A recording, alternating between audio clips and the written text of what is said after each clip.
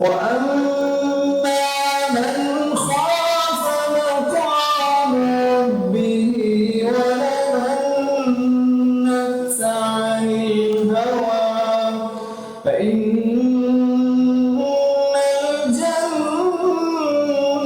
الجنة هي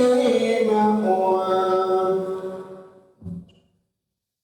يسألونك عن الساعة أيان مرساها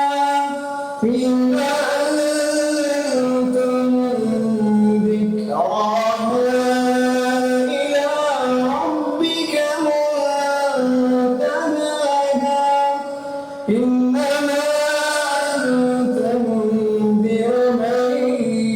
يخشاها كأنهم يوم يرونها لم يلبثوا